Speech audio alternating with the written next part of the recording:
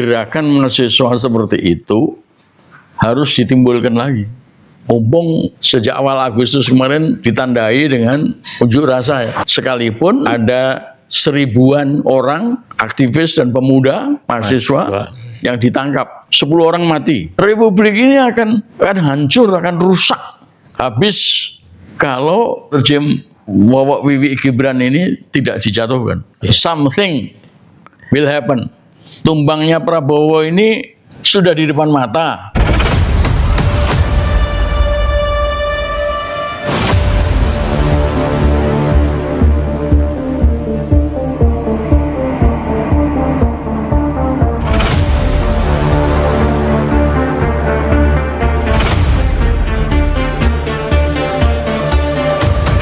Kalau bicara soal aktivis, belakangan ini kan lagi rame orang membicarakan bagaimana cara menggulingkan pemerintahan Prabowo Gibran.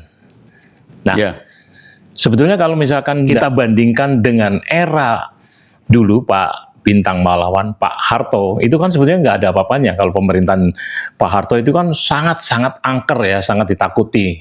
Betul. Ya. Nah, dibandingkan dengan yang sekarang, itu kan sebenarnya sangat mudah untuk menggulingkan pemerintahan Prabowo Gibran. Bagaimana sih Pak cara melawan Pak Harto dan tetap istiqomah dalam melawan pemerintahan Pak Prabowo? Gimana Pak Bintang? Sebetulnya saya sudah beberapa kali ya bicara soal itu ya. Yang sering dilupakan orang itu adalah bahwa ketika SBY melaksanakan Undang-Undang Dasar palsu pada 2004, itu dia melakukan kampus-kampus untuk tidak boleh bicara. Dia menutup mulutnya kampus agar kampus tidak boleh berpolitik. Ya tentu saja melalui Wali Amanat Nasional. Wali Amanat Nasional ya. Bukan Dewan. Bukan. Wali Amanat Nasional itu diperintahkan oleh SBY untuk tutup mulut. Yang ditutup mulutnya itu bukan mereka saja, tetapi seluruh kampus, termasuk mahasiswa, Dewan Mahasiswa, BEM, Badan Eksekutif Mahasiswa, dilarang bicara. Akibatnya apa? Setelah 20 tahun, hilang suara mahasiswa. Dan dugaan saya, SBY ini dikenalnya pinter di kelas, tapi goblok di perang. Iya, memang dia menjadi tokohnya ketika peristiwa 27 Juli. Oh ya, saya divonis 96 bulan Mei. Iya. Terus Kuda Tuli itu kan Juli ya. Iya, Juli ini. Ya betul. 96 ya. 96. Nah, itu yang mengerahkan tentara dan senjata untuk membasmi itu adalah SBY. Setelah itu barulah dia diangkat menjadi Pangdam Sriwijaya, ya kan? Ya, pengalaman perangnya cuma di situ aja. Ya, jadi selain dia itu pandai di kelas, ya, juga pengalaman perangnya itu minim, ya. Ya. Sehingga pembungkaman kampus itu bisa saja otaknya dia, karena dia pinter ya. Dia pinter bersiasat ya. Iya. Ya. Tetapi juga tidak terlepas dari kemungkinan dia itu diperintahkan oleh CIA, karena CIA itu punya kantor di Cikeas. Rumahnya si SBY itu sekaligus menjadi kantornya CIA. Ya. Nah, sebab ini setelah 20 tahun terasa sekali bagaimana mahasiswa itu tidak mampu bergerak. Dia tidak mendapat warisan pikiran demokrasi, pikiran menyampaikan pendapat dari para seniornya. Apalagi BEM itu kan cuma setahun. Iya. Jadi tidak ada estafet. Nah, disitulah kemudian gerakan mahasiswa macet. Di samping rejimnya, ya, baik itu SBY maupun WW, rejimnya main duit. Ya, buruh-buruh itu, serikat buruh-buruh itu, kalau mau demo disuruh mampir dulu ke Polda Metro. Oh, Polda Metro. Dikasih instruksi, dikasih duit. Jadi lain dengan zamannya Pak Harto. Pak Harto memang kereng, Pak Harto memang kejam, ya. Yaitu tadi antara lain tidak boleh demo, ya. Ada larangan, dikenakan pasal 510 kalau saya tidak keliru ya. KUHP lama, Ya.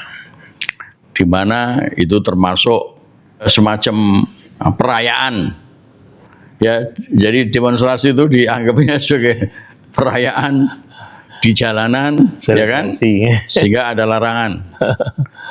Nah, contohnya yang saya selalu kasih tahu ya, wartawan Udin itu ngomong pun macam-macam, akhirnya tahu-tahu mati terbunuh. Iya. Ya, lalu Marsinah, nah, bahkan Marsinah itu sengaja dilarang dan kemudian ternyata oleh Munir, ya, dibuktikan bahwa yang bunuh itu orang Kodim. Ya. Nah, jadi Pak Harto kejam di situ, ya. Tetapi dia tidak bisa melawan pasal 28 Undang-Undang Dasar 45 yang mengatakan bahwa ada kemerdekaan berserikat, berkumpul dan menyampaikan pendapat. Jadi pada waktu itu kami, ya, saya dan para aktivis itu jalan terus di dalam upaya melakukan kritik atau protes terhadap kebijakan-kebijakan pemerintah. Nyatanya ya tahun 78 kan Rizal Ramli bersama teman-temannya kan juga melawan Pak Harto. Bikin buku putih, ya, tentang berbagai kejahatan Pak Harto dari sejak 71, ya. Ya. Lalu memang dibungkem mereka, dipecat. Beberapa temannya, termasuk Jumhur Hidayat, si Nainggolan, ya kan? Iya. Tetapi RR bisa lolos berangkat ke luar negeri dan mendapat dari ITB, ya, dan mendapat doktor ilmu ekonomi. Ya. Lalu pulang. Nah, saya juga sempat waktu itu protes karena Rene Kunrad ditembak mati sama polisi, ya, tahun 71. Iya. 70, tahun 70. Saya selesai 71 dari ITB, dari 70. Saya masih menonton waktu permainan sepak bola yang polisi kemudian ternyata memegang senjata itu. Dan saya membalas dengan protes dengan membakar baju TNI, TNI Polri. Saya membelinya di apa tuh namanya, itu orang-orang jualan baju bekas tuh apa namanya, di Bandung. Di Bandung. Ya kan? Oh. Ya, saya bakar di lapangan. Jadi masih ada ruang, ya, dan Pak Harto nggak bisa berbuat apa-apa. Nah, pulang dari Amerika, saya juga protes tentang utang luar negeri. Saya protes tentang bagaimana jalannya Repelita, pelita jangka pendek maupun jangka panjang 25 tahunan. Itu saya tulis dalam beberapa harian, koran. Lalu saya masih penasaran.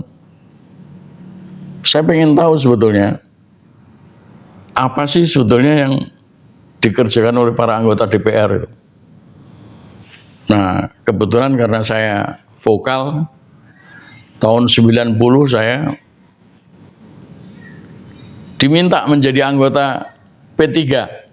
Oh iya iya. Ya, saya datang, saya sama nyonya datang ke Ismail Hasan Metarium. Iya. Ini benar nggak saya, katanya kok beritanya saya direkrut mau jadi anggota DPR. Oh betul gitu. Saya bawa istri saya karena saya mau memberitahu pada istri saya bahwa nanti kalau jadi anggota DPR betulan, itu gajinya cuma 1 juta. Oh. Iya. Padahal saya ya di UI ya, pada waktu itu ya mungkin sekitar 3,5 juta ya. Ya. Lalu bisa sambilan kerja di luar ya. Ya. Jadi lumayan lah dibanding dengan 1 juta itu. Ya. Nah, tapi saya memberikan syarat-syarat kepada P3 Ismail Hasan Metarium bahwa saya bukan kadernya P3, tapi saya yakin bahwa pikiran P3 sama dengan pikiran saya. Jadi saya tidak akan menyampaikan pikiran-pikiran yang bertentangan dengan tujuan Islam. Ya, karena P3 kan satu-satunya Iya. Partai Islam.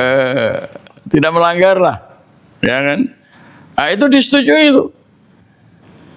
Nah, ternyata kemudian saya menang di DKI, dapat kartu merah di Sumatera Selatan, dapat kartu kuning di Jawa Tengah, dapat kartu kuning juga di Jawa Barat, dan sempat ya karena di dalam kampanye itu saya mengatakan bahwa nanti akan ada calon presiden dari P3. Itu Sekjen P3 Matori Abdul Jalil Ya. pagi-pagi subuh memasukkan surat di bawah pintu, dilarang berkampanye, melanjutkan kampanye untuk seterusnya. Tetapi karena saya sudah ditunggu di Jogja, Iya. saya kampanye di Jogja, saya kampanye di Maluku, pulangnya saya kampanye di Jawa Timur. Ya, akhirnya saya menang.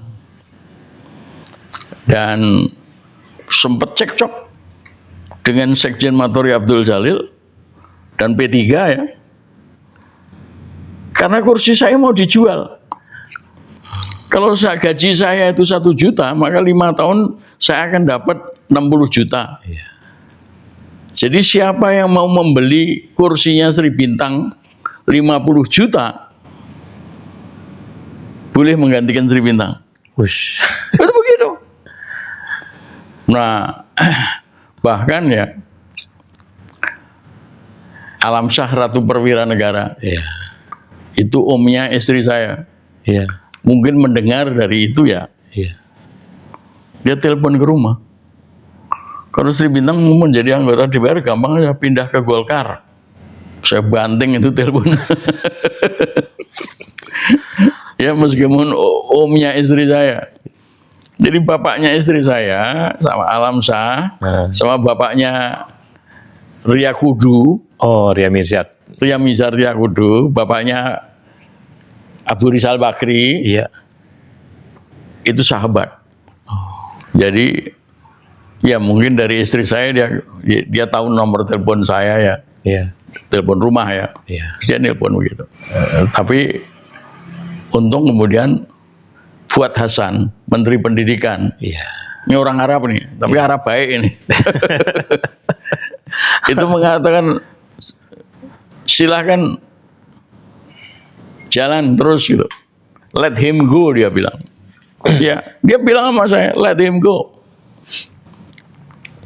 Sama dekan-dekan di Fakultas Teknik, Ya akhirnya saya jadi anggota DPR. Nah ketika saya lupa itu apakah itu pelantikan atau apa ya. Tapi karena dibawanya ke istana. Ya. Nah, di tangga istana, naik ke istana itu ada Pak Tri Sutrisno serta Pak Harto. Ya. Ya, mereka menyalami saya karena mau melantik gitu, nyalami. Termasuk yang lain-lain yang pada ngantri kan. Iya. Nah, apakah Pak Harto itu kenal sama saya nggak tahu. Ya. Tapi kan saya pernah menolak rancangan pembangunannya dia. Ya. Pernah menolak utang luar negeri, ya. Bahkan wartawan yang memuat tulisan saya itu dipanggil sama Pak Harto. Ini siapa yang nulis? Saya mengatakan perlu format ekonomi baru untuk melaksanakan pembangunan. Nah sejak itu tahun 95. 95 ya. Pulang dari Amerika 85. Pulang dari Amerika tahun 85 itu saya menulis itu. Nah, ketika menjadi anggota DPR, tulisan saya berlanjut. Saya menyatakan bahwa ada 120 juta orang Indonesia yang miskin. 100 juta di desa, 20 juta di kota. Dari jumlah total? Dari jumlah waktu itu ya 200 sekian lah. Jadi lebih daripada 50% itu miskin. Nah, garis kemiskinan yang kita pakai adalah 3.000 rupiah. 3.000 rupiah itu bisa dapat super mie 3 bungkus. Kalau jagung ya 3 sampai 4 bonggol jagung. Nah itu batas kemiskinan yang saya maksud. Wah geger DPR. Geger. Nah gegerannya itu terdengar oleh para mahasiswa. Saya itu diminta untuk bicara di mana-mana. Mahasiswa itu bikin forum-forum. Di IAIN aja itu ada 3 forum pemuda Islam. Ya. Ya ada yang Muhammadiyah, ada NU, ada yang lain. Mak-mak itu manggil saya. Masjid-masjid manggil saya. Gogon Sumargono itu, Oh ya, aktivis Islam, ya. ya, Ya, Sumargono. itu manggil saya di Dewan Dakwah Islamiyah Ya. di Kuitang situ. Dan seluruh universitas di Indonesia sampai sebelum saya masuk penjara tahun 97. Ya betul tuh tahu itu Kuda Tuli 96. Karena Mei 97 itu saya masuk penjara. Ya. Dari Sabang sampai Merauke. Sabang itu Syahkuala sampai Merauke. Ya. Patimura. Saya sudah sampai ke Jayapura. Jayapura. Tetapi tidak sempat ke Cendrawasih. Ya. Tulisan saya tahun 94 tentang kemiskinan tuh nyebar. Tidak ada satu universitas pun kecuali Cendrawasih tadi itu yang saya tidak kunjungi, yang saya tidak pernah diundang untuk dikunjungi. Namanya Universitas Siliwangi di Garut pun saya datangi. Universitas Sudirman di Purwokerto saya datang. Universitas apa yang di Gunung Jati di Cirebon saya datang.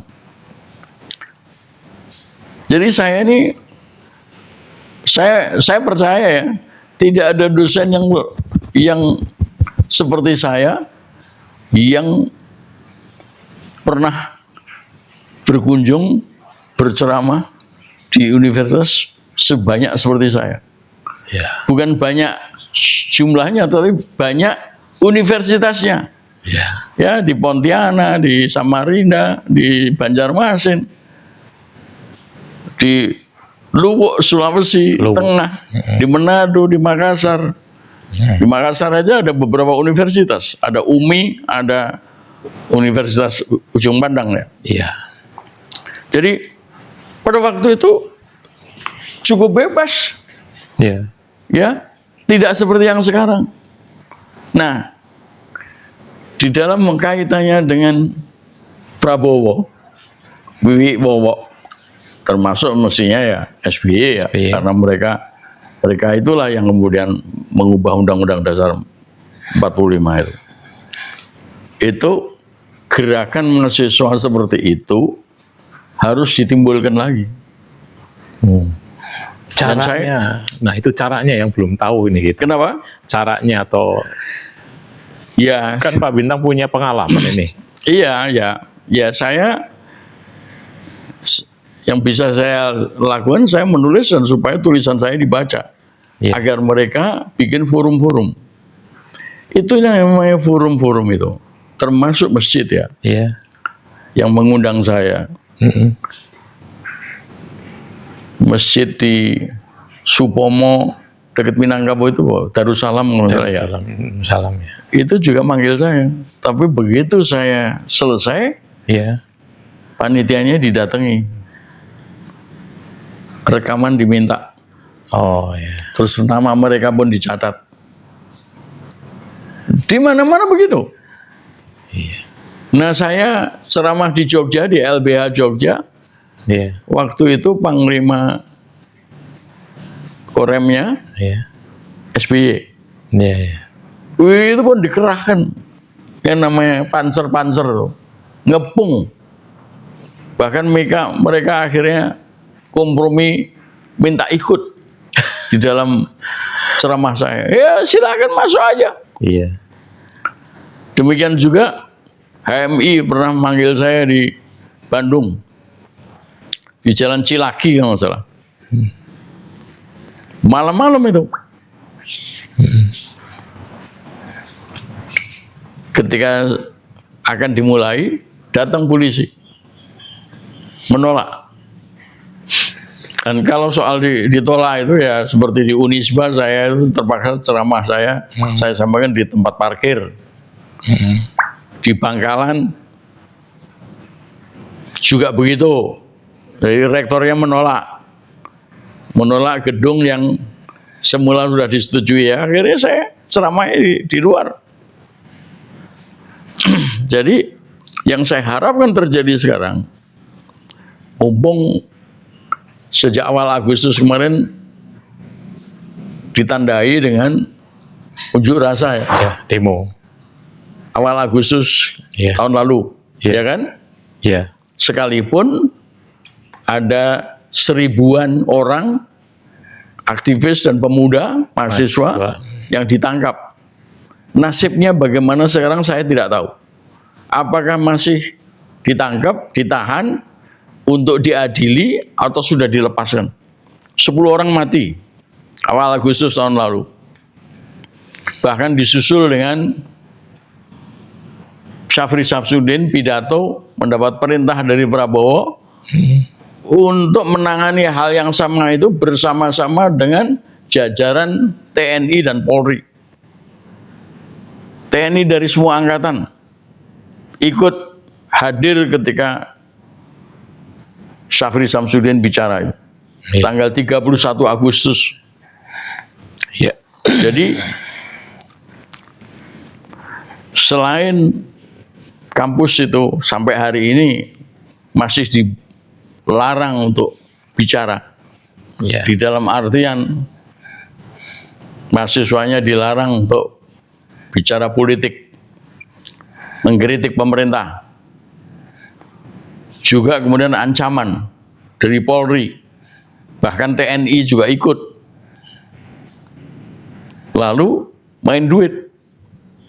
Ini yang dilakukan selama 20 tahun, 25 tahun terakhir. Sehingga memang tidak sama dengan apa yang pernah terjadi di zamannya Pak Harto. Betapapun Pak Harto melakukan berbagai macam ancaman, penahanan semacam itu terhadap para pengunjuk rasa. Bahkan Pak Harto mengatakan di Indonesia itu dilarang beroposisi. Tetapi tetap ada pintu untuk menyampaikan kritik-kritik dan protes dan macam-macam. Termasuk petisi 50 pun nggak diapa-apain kecuali dilarang luar negeri. Disiden mereka dianggapnya, yaitu melawan kekuasaan sehingga tidak boleh keluar negeri. Dicekal. Ya, dicekal. Dicegah. Iya, cegah dan tangkal. Kalau kal itu tangkal itu nggak boleh masuk. Oh iya. Kalau nggak boleh keluar itu namanya dicegah. Iya. Ya, jadi tidak sama di zaman Pak Harto. Pak Harto masih membuka peluang lah. Iya. Ya, sampai akhirnya memang harus jatuh. Ya. Iya. Jadi sekalipun dihimbau, membikin pertemuan-pertemuan kecil aja, 10 orang, 15 orang, bicara di sini, bicara di sana, ya, dekat kampus. Bahkan di zaman Pak Harto dulu tuh, emak-emak itu manggil saya, Iya. ya, itu di Jalan Senopati itu, dekat lapangan dekat Santa itu, Iya. ya, itu tempat tinggalnya keluarga Mahar Marjono. Mungkin kalau waktu itu Pak Mahar sudah pensiun ya, Iya. tetapi beliau masih hidup ya. Iya. Bu Mahar Marjono itu mempunyai kelompok manggil saya untuk ceramah tentang kemiskinan tadi itu. Iya. Pulang-pulang saya dikasih dasi sebagai hadiah. Iya, jadi pembentukan forum-forum itu Iya. berlangsung di zamannya Pak Harto. Nah, di sini ini ya sudah macet 20 tahun. Bisa nggak ini dimulai? Saya mulai menggerakkan mereka, ya, sebab ini republik ini akan hancur, akan rusak. Iya. Bangsa dan negara ini akan rusak habis kalau rejim Bowo Wiwi Gibran ini tidak dijatuhkan. Iya. Tapi persoalannya kalau yang dulu masjid masih boleh lah untuk bicara politik. Kalau sekarang itu di masjid, tadi kan Pak Bintang bicara diundang di masjid juga. Sekarang itu nggak boleh. Terus kemudian ya. Kalau masjid di dalam khotbah-khotbahnya Iya. itu tidak boleh bicara politik, memang betul. Tetapi kalau pemuda masjid memanggil orang untuk bicara politik, nggak apa-apa. Sekarang nggak bisa Pak Bintang. Nggak bisa juga. Nggak bisa. Di zamannya Joko Widodo itu dilarang untuk bicara politik di dalam masjid, kalau tidak salah ya. Terus kemudian juga masyarakat pelajar kita dan mahasiswa kan tidak seperti zamannya Pak Bintang yang masih suka membaca. Karena daya minat baca di Indonesia itu makin turun di nomor 60 yang sekarang. Nah, tadi Pak Bintang dengan cara menulis itu sepertinya tidak efektif karena mahasiswa, masyarakat dan pelajar tidak suka berdiskusi. Nah, ini betapa remuknya ini dunia pendidikan kita. Ya, bagaimana ini? Iya. Jadi memang tapi betapapun betapapun ketatnya mereka, ini tidak bisa yang namanya keadilan dan kebenaran itu ditutupi seluruhnya. Betul. Ya. Sebagai contoh misalnya saja Diva sama Dr. Diva sama Roy ya, masih ngomong-ngomong di podcast gitu kan ya. Ya ini saya juga ngomong di podcast itu mungkin kedengaran juga kan ya. Ya jadi adalah. Iya. Betapapun kecilnya selubang jarum ya, tapi bisalah ya, memang tidak boleh mengharapkan ada gajah masuk lubang jarum ya. Tetapi ini rejim ini memang sudah brengsek ya, udah brengsek sehingga mau tidak mau forum-forum ini harus terbentuk ya, bagaimanapun caranya. Ya, apakah sembunyi-sembunyi dengan terang-terangan, ya kan? Itu bisa terjadi sebab ya ini janji Allah juga sih, ya. Janji Allah itu yang namanya kezaliman itu pasti akan Iya. akan pupus, akan hilang, akan dihancurkan, ya. Dan kejujuran menuju jalan Allah itu yang akan berlangsung. Jadi Tapi kalau tanpa usaha nggak mungkin. iya. Jadi harus Iya, ada iya, usaha. iya. Nah, Pak Bintang bagaimana? Ya seperti yang saya lakukan di Guntur 49. Nah, itu maksudnya. Jalan terus ya. Tinggal kemudian siapa itu pemimpin aktivis ya yang masih bisa diharapkan untuk bicara ya. Iya. Saya kira banyak ya. Lama-lama orang akan sadar bahwa Iya. memang menyelamatkan negara ini adalah prioritas pertama ya. Iya. Demi dirinya maupun demi generasi ke depan. Iya. Kalau enggak habis. Ya. Nah, bagaimana untuk menumbuhkan ya lagi-lagi saya mengatakan kesadaran kolektif di dunia kampus, pelajar, masyarakat maupun di aktivis. Artinya seperti yang Pak Bintang tadi untuk mau ya membentuk Forum-forum itu. iya forum-forum itu. Ya mungkin perlu saya undang. Saya yang mengundang mereka. Harus ada inisiatif memang betul. Iya. Karena Ya kalau, saya kira caranya begitu, harus. Saya itu masih teringat betul ya, di IAIN itu ada beberapa kelompok itu, ada beberapa forum itu. iya. IAIN Jakarta ya, Hidayatullah ya. Iya, itu. Ya di depan kampus ada, di belakang kampus juga ada. Saya pernah bicara itu di sana. Iya. Ya sebetulnya ada satu alumnus IAIN itu yang masih bicara, siapa lupa saya namanya. Ya mestinya dialah yang tapi memang betul bahwa banyak orang yang sudah sadar dan berpikir, tetapi yang diharapkan adalah jabatan. Iya.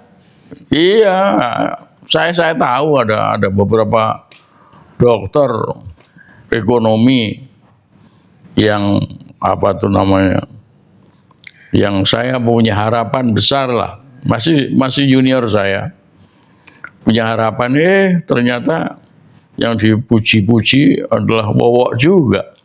Jadi tujuannya cuman mau cari tempat. Ya, cari remah-remah kekuasaan. Iya, betul. Nah, mungkin ya kalau tadi saya menghimbau Syafri Samsudin mendapat hidayah dari Allah, siapa tahu Iya. ada sebagian dari Dracula-Draculi itu yang kemudian juga merasakan dapat hidayah, merasakan hanya makan gaji buta, Iya. ya, tapi negara tetap rusak, tiba-tiba sadar, bisa aja. Iya. Ya Anda bisa melihat ya, akibat dari Selat Hormuz itu, Ya. perang Iran sama Amerika dan Israel itu, lalu harga minyak naik, termasuk di Indonesia juga bakal Sudah diprediksi jarang, naik. ya kan? Iya, sudah Terus diprediksi. tiba-tiba disuruh anak-anak sekolah disuruh offline, disuruh online sekolahnya. Iya. Ya, sudah udah muncul sudah beberapa orang tua, orang-orang tua murid, orang-orang guru yang menyebut-nyebut demi menghemat BBM. Tetapi kalau memang nggak sekolah, apa ya dapat Makin hancur. Kita. MBG? Oh iya. Berarti MBG-nya kan juga Harus di stop. harus di stop. Iya. Ya jadi ya itulah udah rusak-rusakan ya. Iya, dilema. Maksud saya tadi, kita kan udah hidup dimiskinkan, dibodohkan, Ya. dikerangkeng dalam satu politik yang memang Lalu diinjek-injek. langsung diinjak-injak. Kenapa kok nggak bangkit melawan gitu loh? Maksud saya gitu. Pasti ada yang bangkit melawan. Ya antara lain apa ya? Ya ibu-ibu yang saya bilang tadi itu. Banyak yang melawan ya, tapi belum sampai kepada perwujudan Iya. yang diharapkan. Iya. Tapi dugaan saya bisa ini.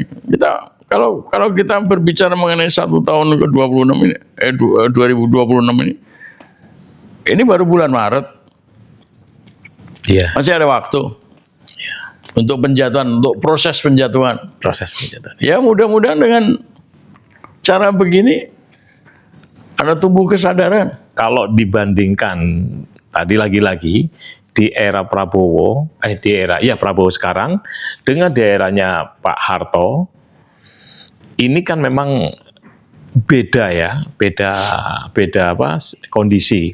Nah, Ya. tapi ada satu yang tadi Pak Bintang sebut bahwa adalah meskipun sebesar lubang jarum. Ya, seperti yang saya katakan, seperti yang saya alami, ya saya kan di penjara juga.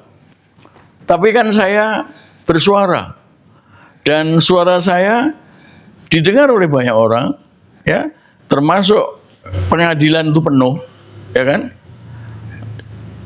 Penuh pengunjung ya, artinya yang mendukung saya, sekalipun yang menolak saya juga datang juga di pengadilan Jakarta Pusat pada waktu itu ya. Tapi betul bahwa apa yang saya korbankan itu atau pengorbanan saya itu mendapat tempat, ya, mendapat tempat, artinya pada saat terakhir Pak Harto memang jatuh gitu kan. Iya. Ya, nah ini saya kira juga begitu, ya. Siapapun yang kemudian akan menjadi korban kemarin itu, saya harapkan, Iya. saya mengharapkan RRT itu, Iya. ya, itu juga menggebu-gebu dalam melawan tidak hanya soal ijazah, tetapi melawan Prabowo juga, Oh iya. supaya timbul kesadaran dari masyarakat, pemuda dan mahasiswa. Betul. Ya, apalagi udah diwakili sama Tifa, ya, tetapi ya itulah, kelihatannya jalannya lain, Iya. ya, jalannya lain. Iya, artinya Pak Bintang dulu sampai di penjara. Ini sekarang aktivis ini sekarang yang kemarin tunduk, baru ditakut-takutin mau di penjara itu udah tunduk, beda sekali. Iya itu. Jadi memang beda, memang beda. Tetapi saya merasa yakin ya bahwa something will happen. Ya, tumbangnya Prabowo ini sudah di depan mata.